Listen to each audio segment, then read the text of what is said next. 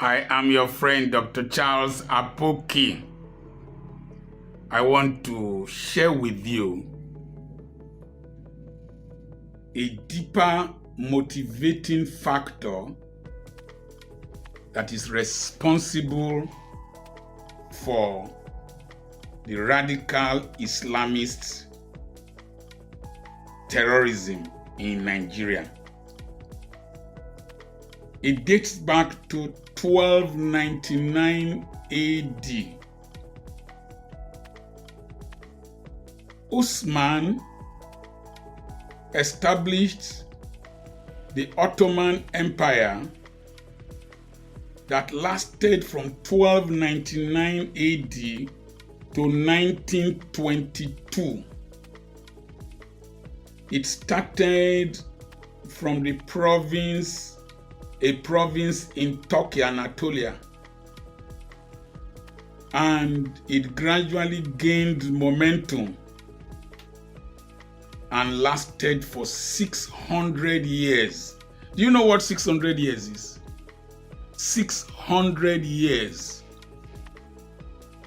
And it spread from North Africa to Iraq, to present-day Turkey, went as far as Sofia, Belgrade, and it was when they got to Vienna in Austria, the siege of the Ottoman Empire against the nation of Austria, Vienna.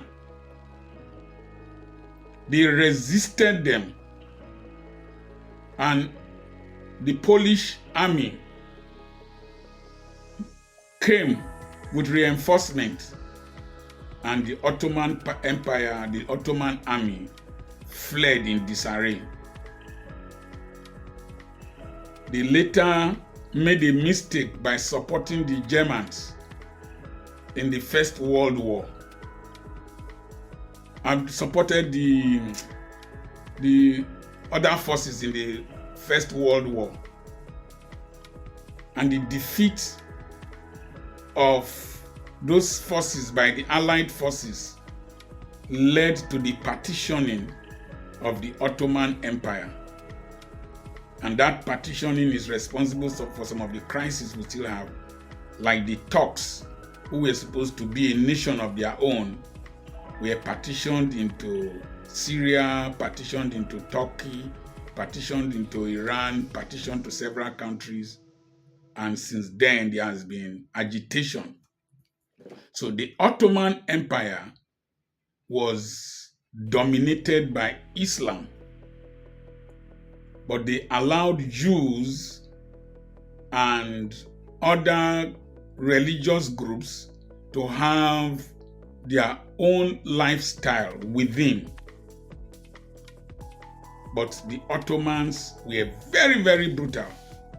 And I will do a video on the Janissaries and how they ended Christian young men who were captured and converted to Islam. They became the most ferocious, terrible, wicked fighting force of the Ottoman Empire, but they were eventually eliminated by the same empire. That's why it's not good to support evil. November 1st, 1922, the Ottoman Empire was finally dissolved by Mustafa Kemal Atatürk. And in 1923, he established the state of Turkey, modern Turkey. What am I saying? There is a delusion in the minds of these radical Islamic terrorists about establishing an Islamic caliphate governed by Sharia. That's the problem in Afghanistan with the Taliban. That's the problem in Iraq, al-Baghdadi. That's the problem in Mali, in the Sahel, in the Levant. That's the problem in Congo, in Mozambique, wherever they are. You have this, and that's why you see in the UK, people who left their places of strict Sharia, they want to come to the United Kingdom to dominate another man's country. And that's why you see they are starting by contesting as mayors. New York just fell. London has fallen. I don't know whether Manchester, Glasgow, and several other cities have Islamic leadership. That's why some countries like Sweden and the rest that have known what happened in the time past about radical Islamic groups have stepped their feet down. I am not against Islam. There are Muslims who don't believe in that radicalism. There are Muslims who believe in the modern society, in secular societies where you can practice your faith, another person practices his faith, and will respect one another. That's why in some of the moderate countries in the Middle East like Dubai, Qatar, and a few others, you have tolerance for other faiths. I don't know where the St. Mary's Cathedral is now. They have tolerance and they are the most developed countries. But where there is poverty, ignorance, and illiteracy, and the last thing I just spoke about, the unwillingness to learn and apply their brains, they suffer from amathia. That is, you can't establish Sharia in secular nations. You want to establish Sharia in all the states in Nigeria? No, it's not possible. You cannot conquer the whole nation. It's too big. If the whole of Nigerian army is finding it difficult to conquer you ragtag army, think about conquering the whole of Nigeria. You don't reason, you don't think. And these people are ready to die for the establishment of this caliphate. That's why there is the violence. The money they are collecting, the minerals they are mining in Zamfara, in Sokoto, in different places, they think that they are pulling resources to buy armament to establish the caliphate. You lie. And I call on all other faiths and moderate Muslims, resist this rubbish. It's usually a deceptive ploy to have narcissists and psychopaths rule over people. The Hamas people in Gaza, their leaders were living in luxury in Qatar. The Iranian leadership, the Revolutionary Guards, their leaders are living in luxury. It's a deceptive form of Islam.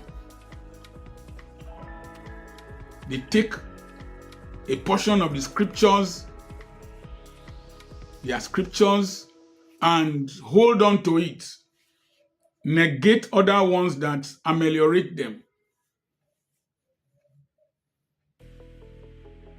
I don't know if it is in the surah, but I know that Prophet Muhammad, peace be unto his name, instructed that the people of the book, referring to Christians, saved them in Abyssinia, present-day Ethiopia, when they were supposed to be eliminated message was sent to the Christian king of Ethiopia. He said, if you give me all the gold in the world, I will not betray my visitors. And that's how Muslims were saved.